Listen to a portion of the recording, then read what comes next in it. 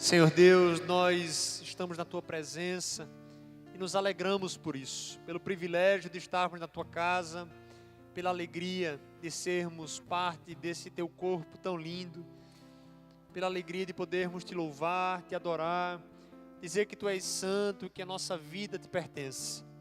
Senhor Deus, muito obrigado, porque tens nos atraído com o Teu amor, tens nos atraído com a Tua graça, para que a gente possa a cada dia ser aperfeiçoado, transformado de glória em glória, para a glória do Teu nome. Senhor Deus, obrigado por não desistir de nós.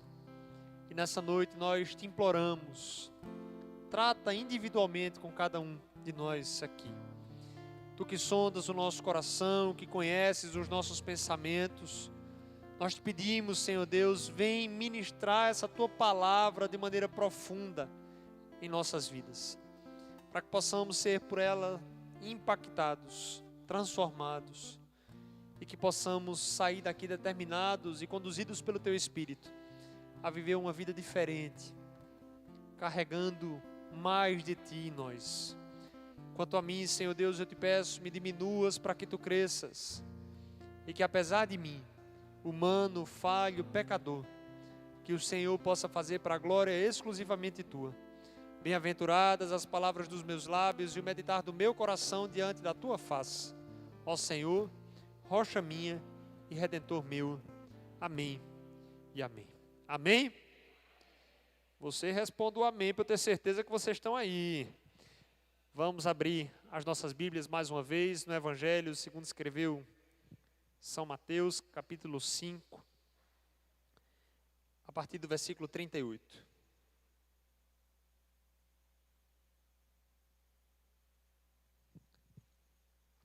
Mateus, capítulo 5, a partir do versículo 33, perdão. Amém? Assim nos diz o poderoso Evangelho do Senhor. Também ouvistes o que foi dito aos antigos: não jurarás falso, mas cumprirás rigorosamente para com o Senhor os teus juramentos.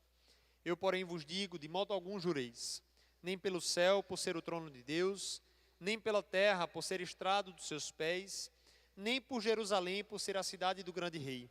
Nem jures pela tua cabeça, porque não podes tornar um cabelo branco ou preto. Seja, porém, a tua palavra sim, sim, não, não. O que disto passar, vem do maligno. Ouvistes o que foi dito, olho por olho, dente por dente. Eu, porém, vos digo, não resistais ao perverso, mas a qualquer que te ferir na face direita, volta-lhe também a outra. E ao que quer demandar contigo e tirar-te a túnica, deixa-lhe também a capa. Se alguém te obrigar a andar 1 milha, vai com ele 2. Dá a quem te pede, não voltes as costas ao que deseja que lhe emprestes. Ouvistes o que foi dito: amarás o teu próximo e odiarás o teu inimigo.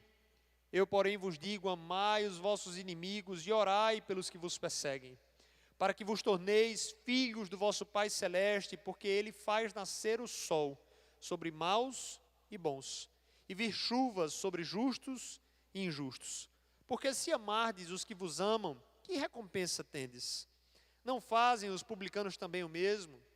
E se saudardes somente os vossos irmãos, que fazeis demais? Não fazem os gentios também o mesmo? Portanto, sede vós perfeitos, como perfeito é o vosso Pai Celeste. Este é o Evangelho do nosso Senhor Jesus Cristo. Louvado sejas, ó Cristo. Meus irmãos, nós nos deparamos com uma porção preciosa das Escrituras Sagradas, no Evangelho segundo escreveu Mateus, capítulo 5, 6 e 7, que é o conhecido, famoso Sermão do Monte, ou Sermão da Montanha. Na verdade, nós lemos aí no capítulo 5, versículo 1, que Jesus, vendo a multidão, subiu ao monte e, assentando-se, aproximaram-se dele os seus discípulos e, abrindo a sua boca, os ensinava, dizendo. E aí Jesus começou a trazer para aqueles discípulos, percebam, a multidão seguia, mas a palavra de Jesus era direcionada aos seus discípulos, aos 12, e aqueles outros discípulos que iam por onde ele andava e que estavam sempre ali fazendo parte desse grupo maior que acompanhava Jesus e atento aos seus ensinamentos. E aí, a gente pode então encarar o Sermão do Monte como um discipulado lindo, feito pelo próprio Jesus, direcionando essa palavra aos seus discípulos, de maneira que eles pudessem compreender acerca dos aspectos práticos da vida cristã, da vida com Deus. Jesus, ele desconstrói uma série de pensamentos, de ideologias que estavam formadas nas mentes daqueles que o seguiam, e ele faz com que aqueles homens, aquelas mulheres que estavam ali ouvindo a sua palavra, pudessem aprender dele de maneira muito prática acerca dos aspectos da vida que alguém que segue a Jesus deve levar. E o que é que eu e você precisamos compreender em primeiro lugar?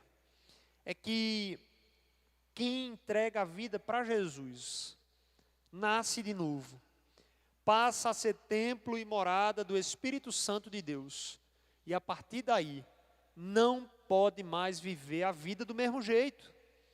Porque se a gente entregou a vida para Jesus e a gente continua vivendo a mediocridade de uma vida sem Ele, para que então que nós entregamos a vida para Ele? Somente por medo de ir para o inferno? Não. Jesus, quando Ele chama esses discípulos e Ele começa a pregar, a ensinar, a discipular sobre a conduta que eles precisavam ter enquanto seguidores seus, Ele mostra para eles que a salvação vai muito além do ir para o céu quando a gente morreu, quando Jesus voltar. Mas a salvação precisa ser colocada em prática hoje, agora, de maneira que as marcas do discípulo, a marca de alguém que foi lavado pelo sangue de Jesus, possam ser evidenciadas em nossas vidas agora, desde já.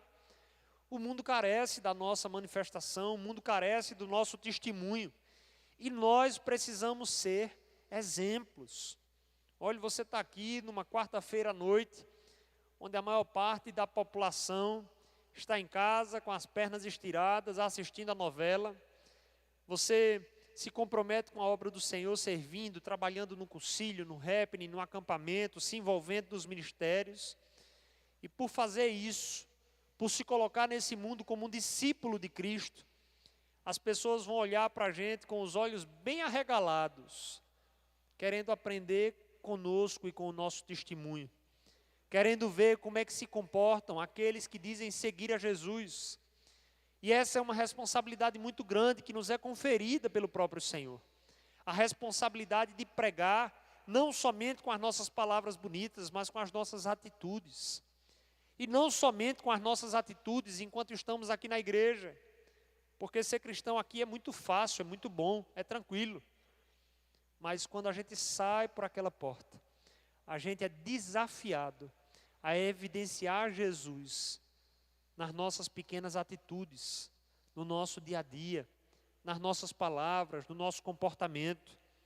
E isso faz com que as pessoas que estão lá fora olhem para nós e nos identifiquem como seus discípulos.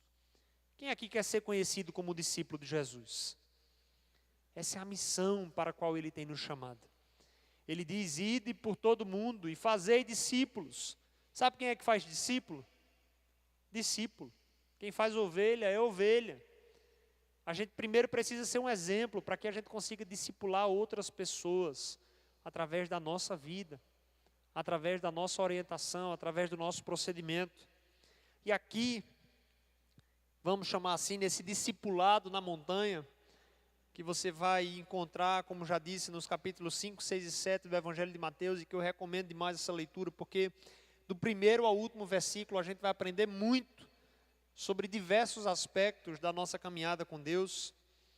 Nós encontramos na porção que nós lemos aqui, do versículo 33 ao 48, pelo menos 3 marcas de um discípulo que precisam ser encontradas em nós. E nós vamos nos aproximar dessas 3 marcas, nós vamos entender melhor sobre elas, para que nós possamos evidenciar essas marcas na nossa vida. A primeira, nós encontramos no Evangelho de Mateus, capítulo 5, do 33 ao 37. E se você puder deixar a sua Bíblia aberta, vai facilitar, porque a gente vai fazendo aí essa leitura, para que a gente consiga, com os olhos na Escritura, poder melhor compreender.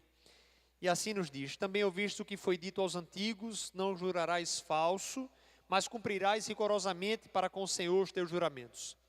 Eu, porém, vos digo, de modo algum jureis, nem pelo céu, por ser o trono de Deus, nem pela terra, por ser estrado dos seus pés, nem por Jerusalém, por ser a cidade do grande rei. Nem jures pela tua cabeça, porque não podes tornar um cabelo branco ou preto.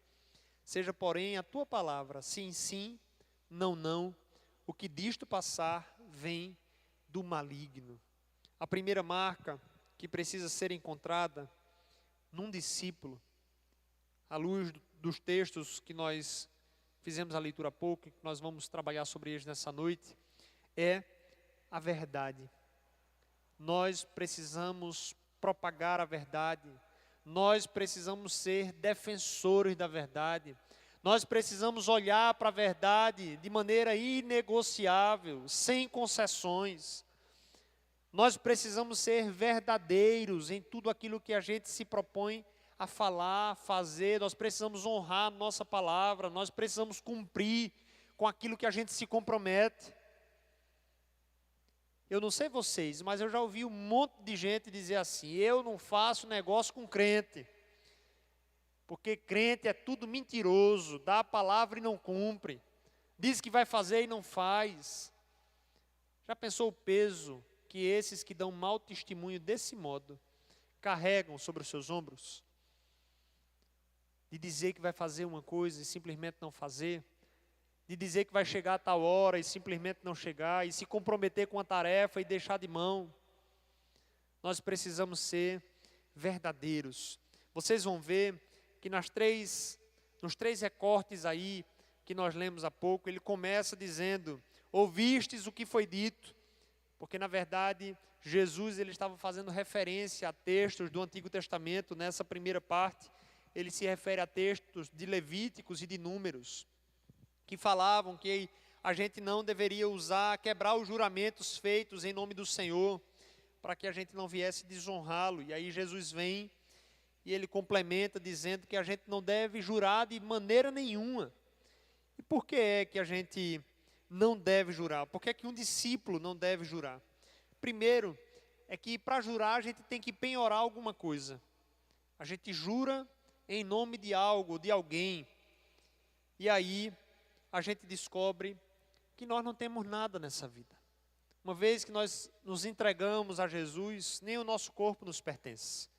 Como é que eu juro penhorando a Deus, como muitos se comportam aí fora e dizem: eu juro por Deus. Isso quer dizer, se eu não cumprir com a minha palavra, eu dou Deus como pagamento. Muitos dizem: não, eu juro pela saúde dos meus filhos, eu juro pela memória da minha mãe, eu juro pela minha própria cabeça. E Jesus está dizendo assim: você não tem absolutamente nada, você não pode penhorar algo que não é seu. Se você, discípulo, entregou a sua vida para Jesus, nem a sua vida lhe pertence, nem a sua própria cabeça, nem o seu próprio corpo, não tem nada seu nesse mundo, tudo é dele, tudo é para a glória dele. Então como é que a gente vai jurar penhorando algo que não é nosso? Essa é a primeira razão pela qual nós não podemos jurar. A segunda é que ele nos ensina e complementa essa primeira parte do texto, dizendo que a verdade precisa ser uma marca em nossa vida. O nosso sim, sim, e o nosso não, não. E esse é o principal motivo pelo qual nós não podemos estar jurando aí o tempo todo, ou de jeito nenhum. Porque Deus ele é verdade, e nós, seus filhos, seus discípulos, precisamos carregar essa verdade em nosso interior.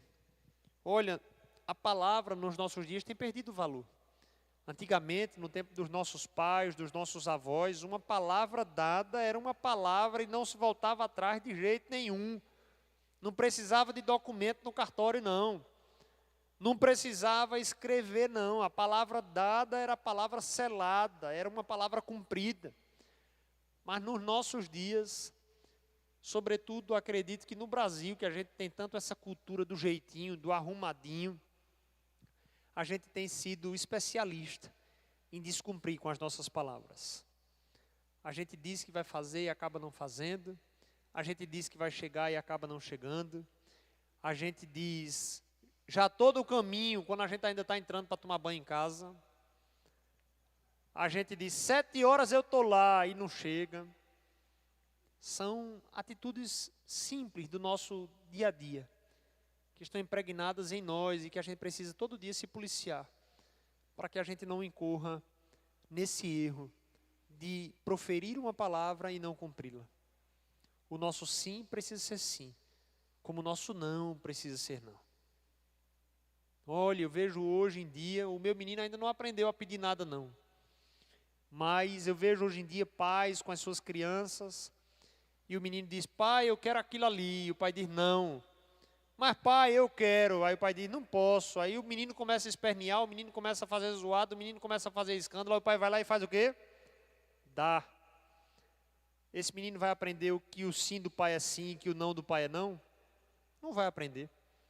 Porque ele diz não, mas eu faço birra, eu esperneio, eu apeeio, ele vai e diz sim, ele muda. E a gente precisa segurar a nossa palavra. Não a nossa palavra equivocada, como muitos seguram. Dão a palavra de maneira equivocada, não influenciada pelo Senhor, e o orgulho os impede de voltar atrás, de reconhecer que erraram e pedir desculpa. Não é sobre essa palavra que eu estou dizendo. Mas aquelas palavras inspiradas por Deus, direcionadas por Ele, na educação dos nossos filhos, nos compromissos do nosso trabalho, no compromisso com a casa do Senhor, nós precisamos ser conhecidos como discípulos que cumprem com combinados, que cumprem com as suas palavras. Outro exemplo que a gente é craque em fazer assim, encontrar com alguém que a gente não vê há muito tempo, não, vamos marcar da gente comer uma pizza, ou vamos marcar da gente tomar um café. Quem aqui não já disse isso? Agora me diga, quem é que disse isso e que cumpriu e que acabou marcando? A gente é especialista em dizer, não, a gente marca, e a gente lança aí para o além, e deixa para lá, e esquece, e acaba não fazendo. Percebe como são coisas simples, são coisas nas quais nós incorremos diariamente, mas que é importante que a gente reavalie, que a gente redirecione a nossa rota, para que possamos manifestar a glória de Deus nesse mundo. Para que a gente possa buscar agradar a Ele mais do que aos homens. Porque muitas vezes a gente tem falado palavras bonitas para enganar as pessoas, firmando compromissos que a gente não vai ter condições de cumprir, para que os outros fiquem felizes com a gente, enquanto o Senhor, Ele se entristece com esse tipo de conduta. O discípulo precisa ter a verdade como sua marca. Nós precisamos parar com esse pecado de estimação da mentira que a gente tem carregado debaixo do braço, que a gente aprendeu muitas vezes desde criança, quando alguém batia na porta e pai e mãe dizia assim, vão lá e diga que eu não estou não. E aí minha mãe, quando era criança, ela foi lá e disse exatamente assim, olha, minha mãe mandou dizer que não está não. Levou uma pisa. E a gente aprende desde cedo a contar essas pequenas mentirinhas que dizem para a gente assim, não tem problema não. Não faz mal não, é besteira. Mas é mentira. Mentira é pecado. E o pai da mentira é o diabo. E quando a gente mente, por menor que seja a mentira, a gente desonra o nome do Senhor. A gente dá honra ao diabo, que é o pai da mentira. E a gente erra o nosso alvo. Nós precisamos ser verdadeiros, mesmo que a verdade doa. Mesmo que seja difícil de encarar essa verdade. A verdade ela precisa ser dita. E a nossa palavra, se dita com sinceridade, com compromisso, ela não vai ser questionada. E daí para frente a gente não vai precisar estar jurando por nada. Porque quando a gente precisa jurar alguma coisa, é porque as pessoas não estão acreditando no que a gente está falando. Quando eu digo, olha, eu vou fazer isso, e em seguida eu tenho que dizer, eu juro por Deus que eu vou fazer, então eu estou tentando dar valor à minha palavra, que talvez por si só não tenha. E se não tem valor, e eu preciso jurar, é porque eu não tenho dado a ela o valor. Eu não tenho feito por onde merecer a confiança das pessoas às quais eu me reporto, porque eu minto. Nós não precisamos jurar quando somos verdadeiros, quando somos sinceros naquilo que fazemos, com aquilo que nos comprometemos. Precisamos carregar essa verdade do Pai no nosso interior. A segunda marca de um discípulo que nós encontramos nessas porções das Escrituras que nós lemos há pouco, está lá do versículo 38 em diante. E assim nos diz o evangelho do Senhor. Ouvistes o que foi dito, olho por olho, dente por dente. Eu, porém, vos digo, não resistais ao perverso, mas a qualquer um que te ferir na face direita, volta-lhe também a outra. E ao que quer demandar contigo e tirar-te a túnica, deixa-lhe também a capa. Se alguém te obrigar a andar 1 milha, vai com ele 2. Dá quem te pede, não voltes as costas ao que deseja que lhe emprestes. Quando Jesus, mais uma vez, ele repete, ouvistes o que foi dito, ele faz menção a textos que nós encontramos lá em Êxodo e Levítico, que tratavam sobre a justa medida de um pagamento. Por quê? Porque existia uma cobrança excessiva. Você emprestava, vamos contextualizar nos dias de hoje, você emprestava R$1.000 e quando você ia cobrar a pessoa que você emprestou os 1.000, você cobrava 2, você cobrava 3. Então a lei fixava o seguinte, se você está devendo 1, você tem que pagar 1. Se você emprestou 1, você só tem que cobrar 1. É olho por olho, dente por dente, para poder regular aí essas cobranças excessivas, para poder evitar que as pessoas na cobrança se excedessem, na vingança. E aí Jesus ele ensina que a partir do novo nascimento, a partir do momento em que passamos a ser templo e morada do Espírito Santo, nós somos capazes de parar guerras, porque as guerras elas surgem assim. Lança uma bomba para lá, aí devolve uma bomba para cá. Ah, você devolveu, agora eu vou mandar 2. Aí o outro disse, mandou 2, agora eu mando 3, só de raiva. E assim começam as guerras. Assim também começam as guerras, muitas vezes, dentro da nossa própria casa, no nosso trabalho. Uma pessoa ofende de um lado, a gente devolve a ofensa com a ofensa, aí aquele que está ofendido vem com 2 ofensas, e ali nasce um problema, uma divisão, uma contenda. O que é que Jesus está nos ensinando aqui? É que o discípulo carrega como marca pagar o mal com o bem. A partir do momento em que recebemos o Espírito Santo dentro de nós, ele nos capacita a devolver o mal que fizeram contra nós com o bem. E olhe, isso é impossível pela nossa própria força. Isso é impossível se pensarmos que vamos fazer sozinhos. Só é possível pagar o mal com o bem quando estamos cheios de Deus, porque Ele nos ensina a se comportar dessa maneira. Olhe, olhando para Jesus, que é aquele a quem buscamos seguir os passos, aquele a quem temos buscado copiar. Jesus está crucificado na cruz do Calvário, prestes a morrer. E ele tinha todo o direito do mundo de dizer ao Pai, condena esses que mataram o Filho de Deus, joga eles no inferno. Mas foi assim que ele se comportou? Não. Pendurado no madeiro, Jesus olhou para aqueles que o feriram. E a oração dele foi, Pai, perdoa-lhes, eles não sabem o que fazem. Jesus, ele pagou o mal com o bem. Da porrada que ele levou, ele devolveu amor. E essa é uma marca que nós precisamos carregar. Nós precisamos parar as guerras. Nós precisamos parar as contendas. Nós precisamos ser mediadores nesse mundo tão caótico, tão individualista, que está o tempo todo querendo competir, que está o tempo todo querendo devolver o mal, que está querendo o tempo todo falar sobre vingança. Nós precisamos aprender com Jesus a pagar o mal com o bem. E ele diz, se alguém te ferir uma face, entrega a outra. Ele não está dizendo aqui que se você apanhar, você vai pedir para a pessoa lhe bater mais um pouco, não é isso. Mas ele está dizendo assim, quando alguém ferir você, quando alguém atingir a sua face, dê mais uma chance. Perdoe. E perdoe mais uma vez, e quantas vezes for preciso. Tente mais uma vez. Porque agora essa é a nossa natureza. Olha, eu não sei você, mas eu creio muito naquilo que diz o apóstolo Paulo, não mais vivo eu, mas Cristo vive em mim. Amém? Cristo está vivendo em você aí.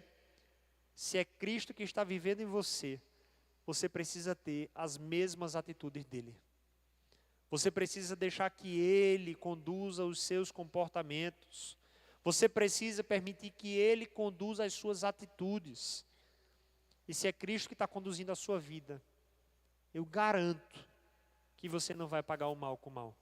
Que você não vai perder tempo maquinando uma vingança ou devolvendo uma pancada.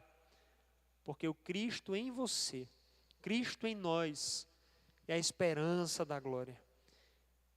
E é essa vida que Ele deseja que nós vivamos, porque somos seus discípulos. Somos habitação do mesmo Espírito que estava nele. E precisamos nos comportar dessa maneira. Nesse mundo que prega exatamente o contrário. A gente vai ser identificado como discípulo quando a gente carregar a marca de pagar o mal com o bem. A terceira e última característica, a terceira e última marca do discípulo que nós encontramos nesse texto, ela se encontra a partir do versículo 43 e nos diz a palavra do Senhor. Ouvistes o que foi dito: amarás o teu próximo e odiarás o teu inimigo. Eu, porém, vos digo: amai os vossos inimigos e orai pelos que vos perseguem, para que vos torneis filhos do vosso Pai Celeste, porque Ele faz nascer o seu sol sobre maus e bons, e vir chuva sobre justos e injustos. Porque se amardes os que vos amam, que recompensa tendes? Não fazem os publicanos também o mesmo? E se saudardes somente os vossos irmãos, que fazem demais? Não fazem os gentios também o mesmo? Portanto, sede vós perfeitos, como perfeito é o vosso Pai Celeste. A terceira e última marca que nós encontramos nesse texto é a natureza do amor de Deus impregnada em nós. Talvez essa seja uma das porções das Escrituras mais desafiadoras para colocarmos em prática.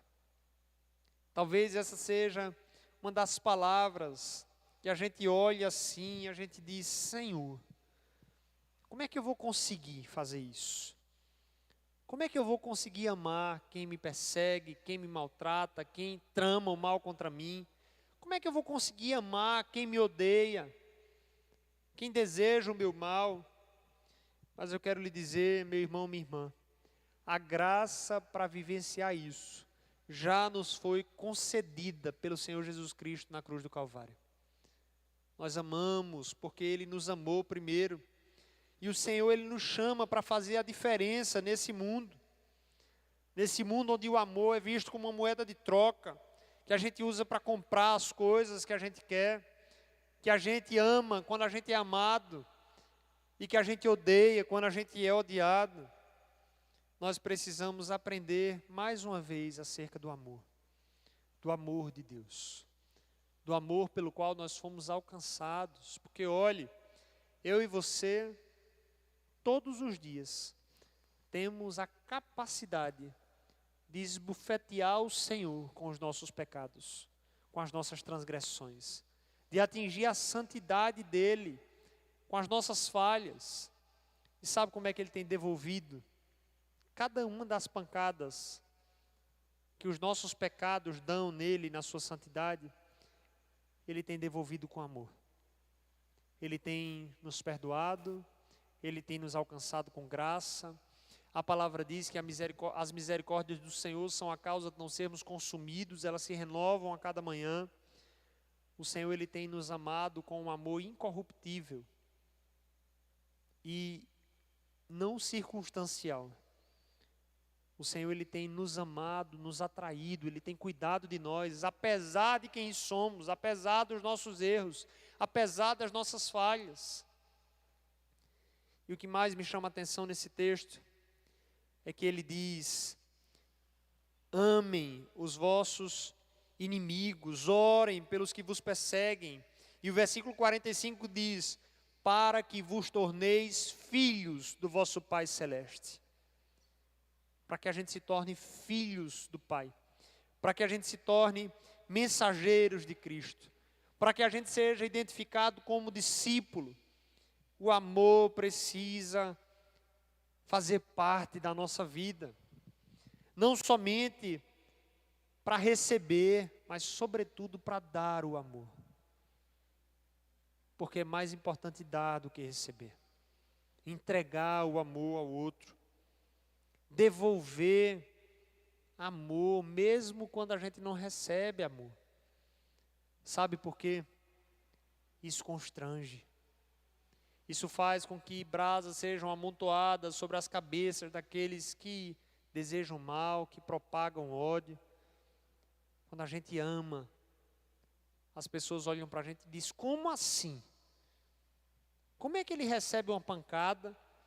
Como é que ele é odiado? Como é que eu tramo mal? Como é que eu apronto contra ele? E ainda assim, ele consegue devolver com amor. Nisso, o nome do Senhor Jesus, ele é glorificado através das nossas vidas. As pessoas vão reconhecer que não somos nós mesmos, mas que é o amor do Senhor que a gente coloca para fora quando a gente está nele.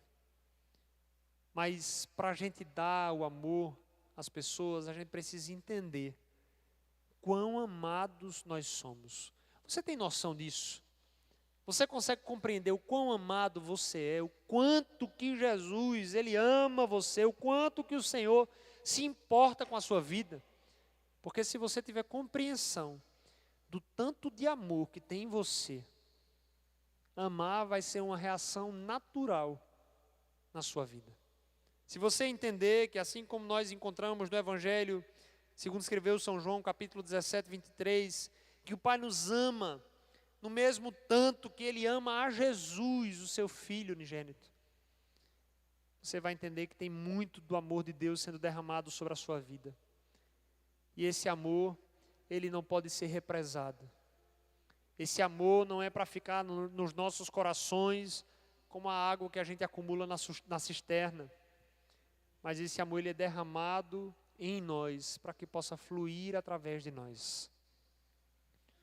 O mundo tem carregado muito ódio, muito rancor, muita falta de perdão, muita vingança.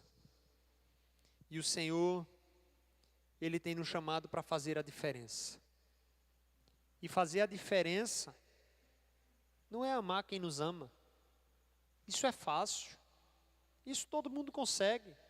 Até um ateu. Ele consegue devolver amor a quem ama ele, os seus filhos, a sua mãe, a sua esposa. Não tem dificuldade, não tem mistério de amar quem ama. Mas amar quem não nos ama é algo que o Senhor, Ele tem derramado sobre as nossas vidas graça, para que a gente possa conseguir fazer. O amor precisa ser exalado pelos nossos poros. Se alguém tem uma faca na mão, alguém a quem amamos e nos corta, sem querer, acidentalmente, o que é que vai sair de nós a partir daquela ferida? Sangue. Se alguém que nos odeia tenta contra a nossa vida e nos acerta com a faca, o que é que vai sair de nós? Sangue. Porque faz parte da estrutura do nosso corpo, independente de sermos atingidos por quem nos ama ou por quem nos odeia.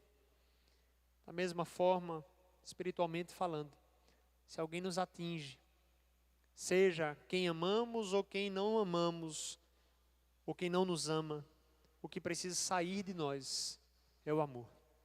Assim como o sangue da nossa carne, o amor precisa sair dos nossos corações e atingir quem quer que seja, não importa se amigo ou se inimigo. Não temos escolha.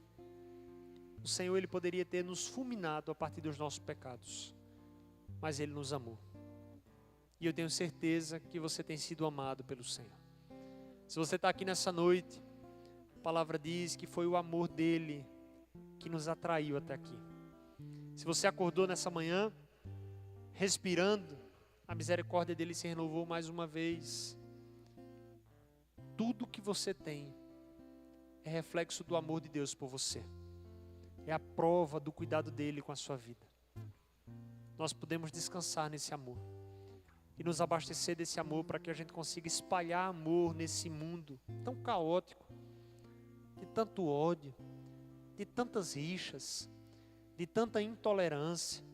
A gente anda no trânsito e vê a quantidade de briga, de problema, por conta de uma buzina, por conta de uma freada, por conta de coisas tão simples, a gente vê como tem faltado amor no nosso mundo, na nossa sociedade.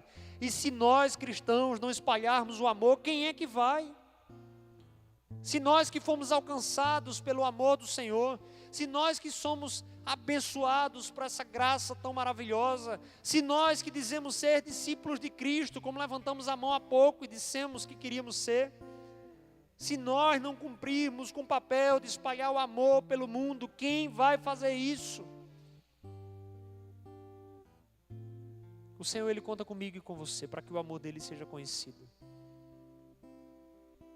Para que a gente possa cumprir com o seu propósito para as nossas vidas, para que a gente possa ser uma bênção, um instrumento dEle nesse mundo, para que nós possamos ter compaixão pelo outro, olhar para o outro com um olhar de misericórdia, não porque o outro merece ou deixa de merecer, não é sobre merecimento, porque por merecimento estaríamos eternamente no inferno, mas é porque a gente foi amado, e quando amados, recebemos dele a capacidade para amar também. Nós temos sido o curioso caso dos adotados que não querem adotar, dos amados que não querem amar, dos evangelizados que não querem evangelizar. Nós precisamos mudar isso. Nós precisamos rever o nosso comportamento. Então, hoje, a minha oração é para que nós possamos olhar para dentro de nós mesmos e passar a evidenciar essas 3 marcas que o Senhor tem ministrado aos nossos corações nessa noite. Precisamos ser cheios da verdade. Precisamos ser verdadeiros em tudo que fazemos. Precisamos cumprir com as nossas palavras. O nosso sim precisa ser sim, o nosso não precisa ser não. Nós precisamos ser reconhecidos, lembrados como povo de Deus, um povo de palavra, o povo que cumpre o que fala. Nós precisamos pagar o mal com o bem. E nós precisamos ser cheios de amor. Para aqueles que nos amam, naturalmente, mas sobretudo para aqueles que não nos amam, para aqueles que nos perseguem, para aqueles que nos odeiam. É amando que a gente faz com que o Senhor Jesus, Ele seja evidenciado em nossas vidas. É amando que a gente faz com que as pessoas olhem para nós e digam, Ele é um discípulo de Jesus, porque Ele consegue amar até quem não ama Ele. Ele consegue amar até quem injuria Ele, até quem fofoca contra Ele, até quem maltrata Ele, Ele consegue amar.